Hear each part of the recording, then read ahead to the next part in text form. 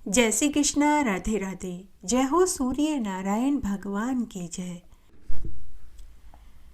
पोष मास के अलूने रविवार की व्रत कथा। बहुत प्राचीन बात है। एक नगरी जिसका नाम प्रतिष्ठानपुर था। उस नगरी में एक ब्राह्मण अपनी बीमार पत्नी और 2 बेटियों के साथ रहता था। ब्राह्मण बड़ा ही धार्मिक प्रवृत्ति का था। वह सभी तरह के व्रत उपवास किया करता था, लेकिन बड़ी मुश्किल से अपने परिवार का भरण पोषण कर पाता था। उसकी पत्नी आए दिन बीमार रहती थी। ब्राह्मण बिना धन के अपनी पत्नी का इलाज भी नहीं करवा सकता था। ब्राह्मण रोज भिक्षा मांगने तड़के ही निकल जाता। पूरे दिन भिक्षा मांगता, लेकिन फिर भी उसे 4 कटोरी जितना ही आटा मिलता था। वह 4 घरों से भिक्षा मांगता, चाहे वह पूरे दिन फिर कर भिक्षा मांगता, लेकिन फिर भी उसे 4 कटोरी जितना ही आटा मिलता था। वह बहुत दुखी और परेशान रहने लगा। वह मन ही मन सोचने लगा कि मैं कितना अभागा हूँ। न तो मैं बीमार पत्नी को दवाइयाँ दिला सकता हूँ, न ही अपने परिवार को 2 वक्त की रोटी खिला सकता हूँ। वह मन ही मन खुद को कोसने लगा कि पता नहीं मेरे किस जन्म के कौन से बुरे कर्म हैं जिसकी मुझे यह सजा मिल रही है। मेरे साथ मेरे परिवार को भी यह भुगतना पड़ रहा है। तब एक दिन वह ब्राह्मण सुबह अंधेरे में ही घर से भिक्षा मांगने गांव में निकला। तभी उस ब्राह्मण ने देखा कि तालाब के किनारे गांव की कुछ स्त्रियां सूर्य नारायण भगवान की तरफ मुख करके पूजा कर रही है, कथा कहानियां सुन रही है। ब्राह्मण उत्सुकतावश उन स्त्रियों के पास पहुंचा और कौतूहलता से उन स्त्रियों से पूछने लगा कि हे देवियों, आप किसकी पूजा कर रही हो, किसका व्रत कर रही हो और कौन सी कथा कहानियां सुन रही हो, और इस व्रत को करने से क्या फल मिलता है, वह सब मेरी सुनने की इच्छा है। तब उन स्त्रियों में से एक बुजुर्ग स्त्री बोली कि हे ब्राह्मण देवता, हम रविवार का अलूना व्रत कर रहे हैं, सूर्य भगवान की पूजा कर रहे हैं और सूर्य नारायण भगवान की कथा कहानियों को कह और सुन रहे हैं। इस व्रत को करने से कुंवारों के शीघ्र ब्याह होवे, निसंतानों को संतान सुख मिले, पुत्रहीनों को पुत्र मिले, बंदी बंधन से मुक्त हो जावे, कोढ़ी को निर्मल काया मिले, रोगी रोग से मुक्त हो जाए और निर्धन की गरीबी दूर होवे, धन धान्य सुख वैभव गाड़ी मोटर चाकर सब मिले। जब तक मनोकामना पूरी न हो जाए तब तक रविवार का व्रत करना चाहिए, और जब मनोकामना पूरी हो जाए तो व्रत का उद्यापन कर देना चाहिए। हे ब्राह्मण देव, यदि आलस्य या प्रमाद या भूलवश यह व्रत न किया जाए तो कठोर दुख व यातना भोगनी पड़ती है। तब वह ब्राह्मण बोला कि हे कल्याणियों, मैं अत्यंत निर्धन गरीब ब्राह्मण हूँ। मेरी पत्नी हमेशा बीमार रहती है, साथ ही मेरी 2 जवान पुत्रियां हैं। हे देवियों, आप कृपा करके मुझे इस व्रत की पूरी विधि बताइए, मैं भी इस व्रत को करना चाहता हूँ। ऐसे वचन सुनकर एक स्त्री बोली कि हे ब्राह्मण देवता, रविवार को यह व्रत धारण करते हैं। नित्य कर्म के बाद पान के पत्ते पर 12 परीद का मंडल, जिस पर लाल वर्ण के चंदन से गोलाकार बनावें, उस मंडल में संज्ञा नाम की स्त्री सहित सूर्य भगवान की पूजा करें। घुटनों के बल बैठकर सभी 12 मंडलों पर सूर्य की पूजा करें। लाल चंदन, लाल पुष्प और चावल से सूर्य नारायण भगवान को जल से अर्घ्य देवें। नारियल की गिरी व खीर खांड से सूर्य मंत्रों को बोलते हुए नैवेद्य अर्पित करें। सूर्य के 12 मंत्रों से स्तुति करके 12 बार नमस्कार व पदशीना करें। 6 सूत्रों को मिलाकर उनमें 6 गांठ लगावें और उस सूत्र को सूर्य भगवान के दर्शन कराकर गले में या हाथ में बांध लेवें। एक ही प्रकार के 12 फलों का बायना निकाल कर के ब्राह्मण को दान में देना चाहिए। इस व्रत को करने से मनुष्य की सभी मनोकामनाएं पूरी होती है, और व्रत का पूरा फल पाने के लिए व्रत का उद्यापन जरूर करें। इस व्रत को करने से सभी सिद्धियां सुलभ हो जाती है। तब उस ब्राह्मण ने उन सभी स्त्रियों को धन्यवाद दिया और घर आकर पूरे विधि विधान के साथ उसने अपनी दोनों कन्याओं के साथ व्रत किया। उस व्रत को करने से उस ब्राह्मण की दोनों पुत्रियां रूपवती और गुणवती हो गई, उसकी स्त्री निरोगी हो गई। उसी दिन से उसके घर में लक्ष्मी जी का स्थायी वास हो गया, उसका घर धन धान्य से पूर्ण हो गया। तब एक दिन उस नगर का राजा ब्राह्मण के मकान के सामने से गुजरा। उस समय ब्राह्मण की दोनों बेटियां घर के बरामदे में बैठी हुई थी। उसी समय राजा की नजर ब्राह्मण की उन रूपवती कन्याओं पर पड़ी। वे उस समय किसी चंद्रमा से भी सुंदर लग रही थी। राजा का मन उन दोनों कन्याओं के ऊपर आ गया। राजा ने ब्राह्मण को महल में बुलाकर दोनों कन्याओं के साथ विवाह का प्रस्ताव रखा। ब्राह्मण ने खुशी खुशी अपनी दोनों कन्याओं का विवाह राजा के साथ कर दिया। ब्राह्मण की दोनों पुत्रियां भी राजा को पति रूप में पाकर बहुत खुश हुई और प्रसन्नता पूर्वक वे भी इस व्रत को करने लगी और उस व्रत को करने से वे पुत्र पौत्र आदि से संपन्न हुई। जो मनुष्य सूर्य नारायण भगवान के रविवार का अलूना व्रत करता है, उसकी सभी इच्छाएं सूर्य नारायण भगवान उसी क्षण पूरी कर देते हैं। हे सूर्य नारायण भगवान, जैसे आप उस ब्राह्मण के ऊपर टूटे, वैसे सबके ऊपर टूटना, कहानी कहने वाले के ऊपर, सुनने वाले के ऊपर और हुक्कारा भरने वाले के ऊपर। पौष मास के अलूने रविवार की व्रत कथा। एक बार एक गांव में एक बुढ़िया माई अपनी लड़की के साथ रहती थी। बुढ़िया माई रोज भीख मांगकर लाती और खाना बनाकर एक रोटी रोज सूर्य नारायण भगवान को चढ़ाती। उसके बाद ही बुढ़िया माई अपनी बेटी के साथ भोजन खाती थी। बुढ़िया माई ने यह नियम ले रखा था, एक रोटी सूर्य नारायण भगवान को चढ़ाने के बाद ही वह भोजन खाती थी। तब एक दिन बुढ़िया माई पूरे दिन भीख मांगती रही, लेकिन फिर भी उसे एक रोटी के जितना ही आटा मिला। बुढ़िया माई ने उस आटे से एक मोटी रोटी बनाई और पनघट पर पानी लेने के लिए जाने लगी तो उसने अपनी बेटी से कहा कि बेटी, मैं पानी लेकर आती हूँ, तू रोटी का ध्यान रखना, कोई बिल्ली चूहा मुंह न लगा दे। बुढ़िया के जाने के बाद सूर्य भगवान एक साधु का वेश बनाकर बुढ़िया के घर भिक्षा मांगने आए। उस समय बुढ़िया जल लेने पनघट पर गई हुई थी। घर पर केवल बुढ़िया की लड़की अकेली थी। बुढ़िया की बेटी सोचने लगी कि अगर साधु को रोटी नहीं दूंगी तो माँ डांटेगी। ऐसा सोचकर उसने रोटी का एक टुकड़ा तोड़कर साधु को दे दिया। जब बुढ़िया पानी लेकर घर आई और उसने रोटी का टुकड़ा टूटा हुआ देखा तो उसने अपनी बेटी से पूछा कि बेटी, रोटी का टुकड़ा टूटा हुआ क्यों है? तो बेटी ने कहा कि माँ, तुम ही तो कहती हो कि अगर कोई साधु भिक्षा मांगने आए तो उसे खाली मत भेजा कर। माँ, तुम्हारे जाने के बाद एक साधु भिक्षा मांगने आया था तो मैंने उसे एक टुकड़ा रोटी का तोड़कर दे दिया। यह सुनते ही बुढ़िया को बहुत दुख हुआ कि रोटी झूठी हो गई, क्योंकि उसने एक नियम ले रखा था कि वह पहले सूर्य भगवान को भोग लगाती थी, उसके बाद ही वह भोजन खाती थी। उस दिन दोनों माँ बेटी भूखी ही सो गई। उस रात्रि को बुढ़िया मर गई। उसकी बेटी माँ के मरने पर बहुत रोई। तब पड़ोसियों ने बुढ़िया माँ का दाह संस्कार करवा दिया। अब उसकी लड़की लोगों के घरों से भिक्षा मांग कर के खाने लगी। देखते ही देखते बुढ़िया की लड़की बड़ी सुंदर और रूपवान दिखाई देने लगी।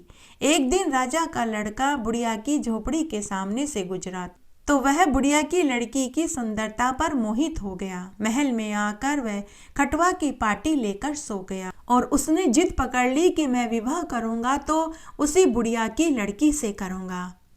राजा रानी ने अपने बेटे को बहुत समझाया, लेकिन उनका बेटा नहीं माना। थक हार कर राजा रानी ने अपने बेटे की शादी बुढ़िया की लड़की से करवा दी। शादी के बाद उसने महल में अच्छा अच्छा भोजन देखा। ऐसा स्वादिष्ट भोजन उसने पहले कभी नहीं देखा था। कुछ महीनों के बाद ही बुढ़िया की बेटी गर्भवती हो गई। राजा के और भी पत्नियां थी, लेकिन किसी से भी राजा को औलाद सुख नहीं मिला था। तब एक दिन राजा अपनी नई रानी से पूछने लगा कि तुम्हें कुछ खाने की इच्छा हो तो बताओ। तो बुढ़िया की बेटी मन ही मन सोचने लगी कि मैंने इतने अच्छे अच्छे पकवान आज से पहले कभी नहीं खाए। हमेशा पहले माँ जिंदा थी तो वह भीख मांग कर लाती थी। माँ के मरने के बाद मैं भी लोगों के घरों से भीख मांग कर ही लाती थी। तो कभी सूखी रोटी मिलती थी तो कभी घुघरी मिलती थी तो कभी आटा मिलता था।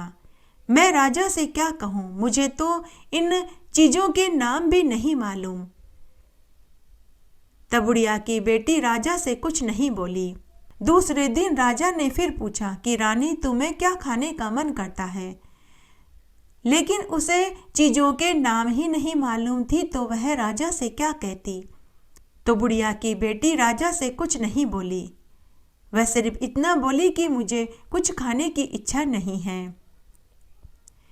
थोड़ी देर के बाद राजा शिकार खेलने चला गया। बुढ़िया की बेटी उदास होकर बैठ गई कि तभी वहाँ सूर्य भगवान प्रकट हो गए और बोले कि बहन, तू उदास क्यों है? तब वह लड़की बोली कि एक दिन मेरी माँ ने रोटी का ध्यान रखने के लिए कहा था। तब मैंने एक साधु को रोटी का टुकड़ा तोड़कर दे दिया तो उस रात मेरी माँ मर गई। अगर मैं रोटी का टुकड़ा उस साधु को नहीं देती तो मेरी माँ नहीं मरती। मुझे बार बार यही दुख सताता है। तब सूर्य भगवान बोले कि बहन, वह साधु कोई और नहीं, मैं ही था। मैं तो तेरी माँ की परीक्षा लेने आया था। तुम्हारी माँ तुम्हारी वजह से नहीं मरी, उसकी मृत्यु का समय निकट आ गया था, इसीलिए उसकी मृत्यु हुई थी। बहन, आज से मैं तेरा भाई हूँ, तू मेरी मुँह बोली बहन है, तू मांग, तुझे क्या चाहिए? तब वह लड़की बोली कि मुझे घुघरी खाने का मन है। तभी वहाँ घुघरी आ गई। घुघरी देने के बाद सूर्य भगवान अंतर्ध्यान हो गए। थोड़ी देर में राजा भी शिकार खेलकर आ गए। राजा ने आते ही रानी से पूछा कि तुम क्या खा रही हो? रानी उसे छिपाने की कोशिश करने लगी, लेकिन वह छुपा नहीं पाई। जैसे ही राजा ने कटोरी में देखा तो घुघरी सोने की हो गई। राजा ने कहा कि यह सोने की घुघरी यहाँ कैसे आई? तो रानी ने कहा कि मेरे भाई भौजाई ने भेजी है।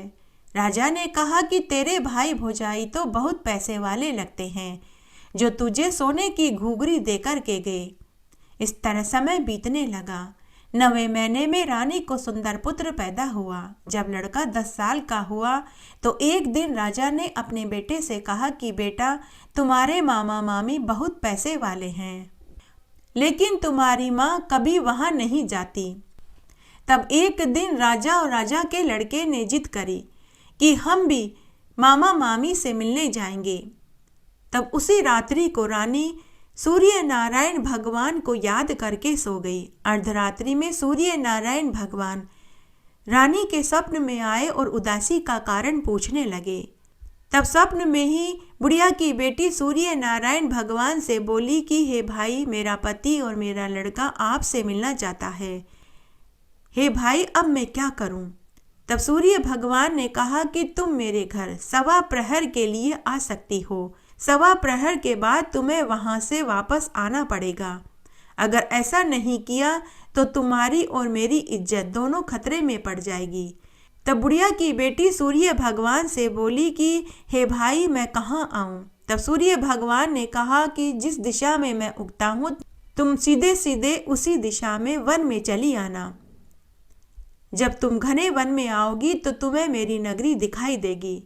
तब दूसरे दिन रानी राजा व पुत्र को लेकर अपने मायके रथ में बैठकर चल दी। चलते चलते बहुत देर हो गई। तब राजा बोले कि हे रानी, अभी और कितनी दूर चलना है? कि तभी वन में उन्हें एक बहुत सुंदर नगरी दिखाई दी। हाथी, घोड़े, ऊंट, बहुत सुंदर सोने का चमकता सा महल दिखाई दिया। रानी ने कहा कि वही मेरे भाई भौजाई का घर है। सूर्य नारायण भगवान और उनकी पत्नी ने साधारण पुरुष और स्त्री का वेश बना रखा था। उन्होंने रानी और राजा और उनके पुत्र का खूब आदर सत्कार किया। खाने के लिए 56 तरह के व्यंजन परोसे गए। हंसी खुशी में 1.25 प्रहर कब बीत गया पता ही नहीं चला। तभी रानी ने जिद पकड़ ली और अपने पति से बोली कि हे स्वामी, अब हमें वापस हमारे घर चलना चाहिए। तो राजा ने रानी से कहा कि हे रानी, हम तो यहाँ 2-3 दिन और रुकेंगे। कौन सा ससुराल में हम रोज रोज आते हैं। लेकिन रानी को असलियत मालूम थी, तो वह जिद पकड़ ली और बोली कि नहीं महाराज, हमें आज ही जाना होगा। मेरी बाईं आंख फड़क रही है, हमारे राज्य में कुछ अनहोनी होने वाली है।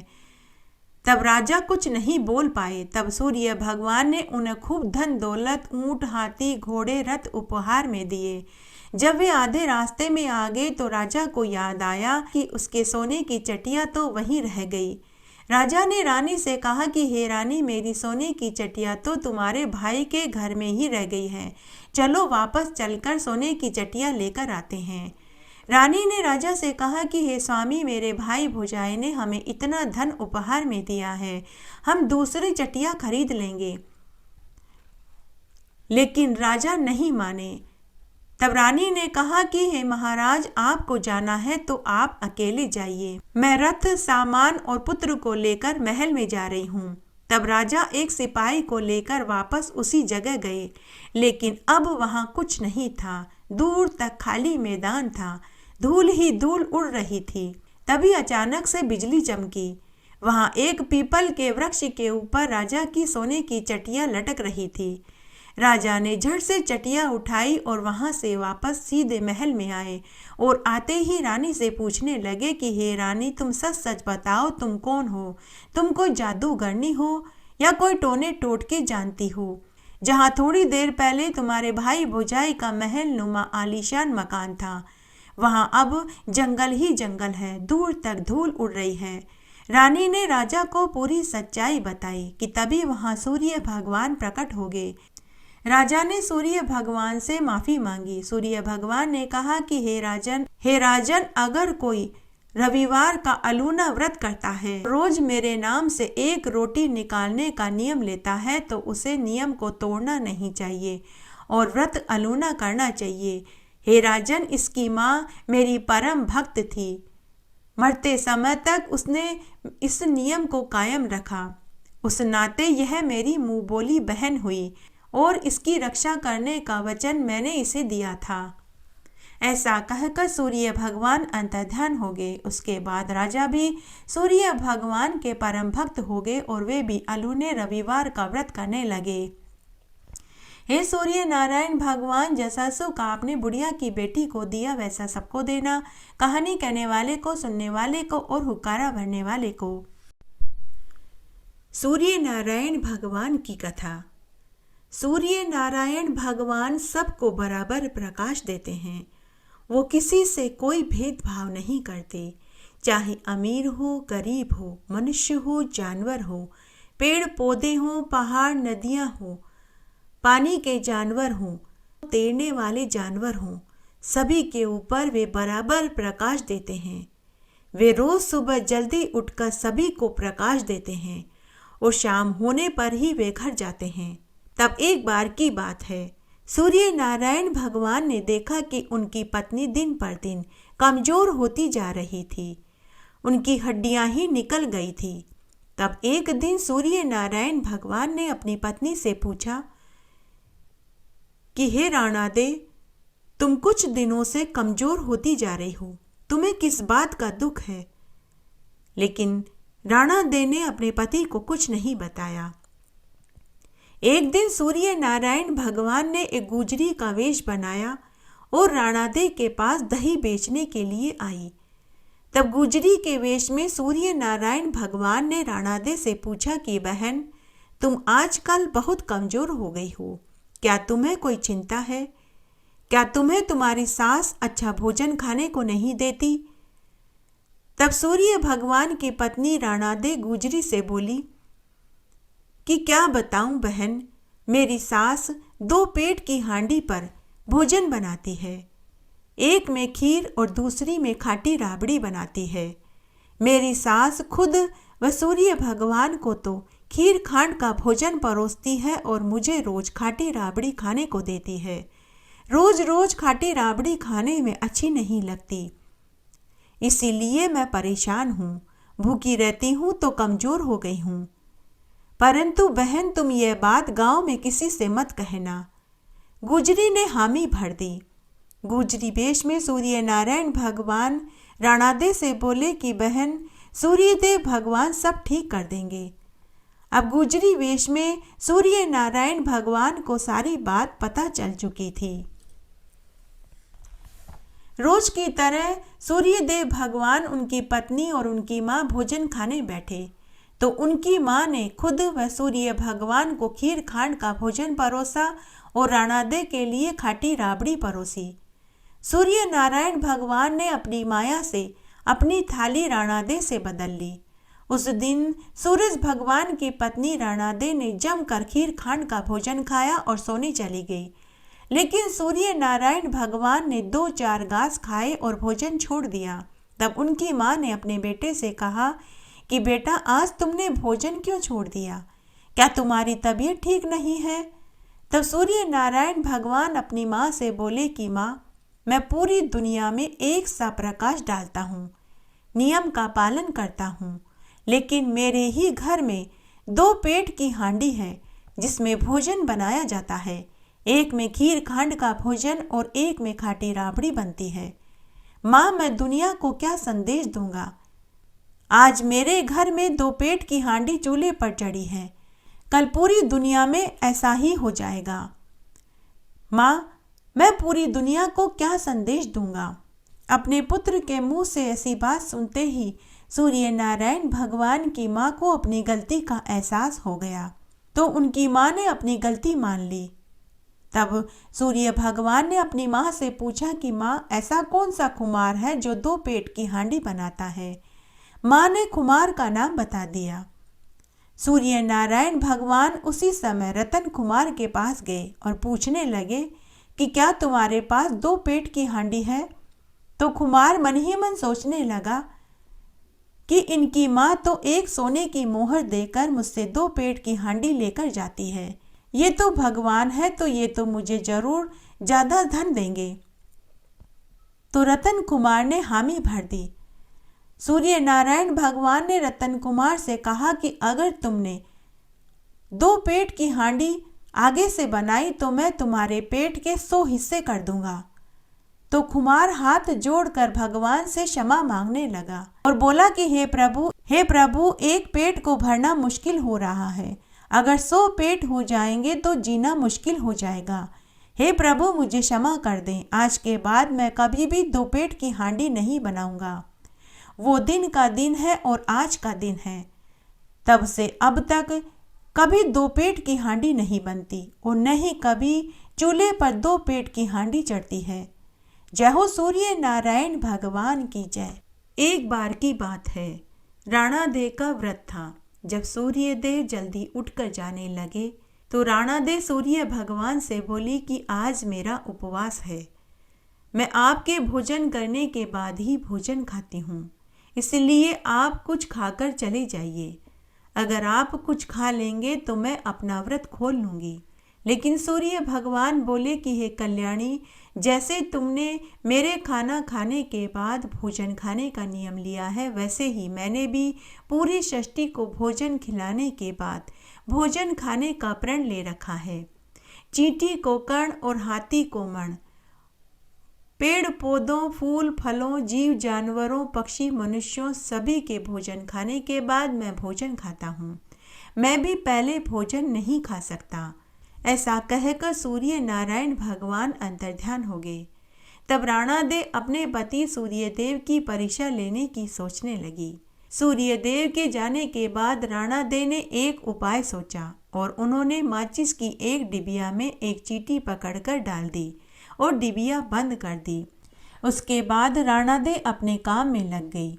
इस तरह शाम हो गई। सूर्य अस्त होने के बाद सूर्य नारायण भगवान घर आए और उन्होंने संध्या वंदन करने के बाद राणादे से भोजन मांगा। तब राणादे सूर्य नारायण भगवान से बोली कि क्या आज आपकी पूरी षष्ठी ने भोजन खा लिया? तो सूर्य नारायण भगवान बोले कि हाँ, पूरी षष्ठी ने भोजन खा लिया। तो राणादे बोले कि नहीं, आज आपकी षष्ठी में से एक सूक्ष्म जीव अभी भी भूखा प्यासा है। तब सूर्य नारायण भगवान ने कहा कि वह कौन है और कहाँ है जो अभी तक भूखा प्यासा है। तब राणादे उसी माचिस की डिबिया को लेकर सूर्य नारायण भगवान को देने लगी और बोली कि आप इस माचिस की डिबिया को खोल करके देखो। तब सूर्य नारायण भगवान ने माचिस की डिबिया को खोला तो उसमें से एक चींटी एक चावल का दाना मुंह में लेकर इधर उधर चक्कर लगा रही थी। तब राणा दे यह देखकर बहुत शर्मिंदा हुई और उन्होंने अपने पति से अपनी गलती की क्षमा मांगी। जिस समय राणा दे ने चींटी डिबिया में रखी थी, उसी समय उनके सिर पर लगा चावल डिबिया के अंदर गिर गया था। चींटी वही चावल पूरे दिन खा रही थी। तब राणा दे समझ चुकी थी कि उनके पति के प्रण के आगे उनका प्रण कुछ भी नहीं।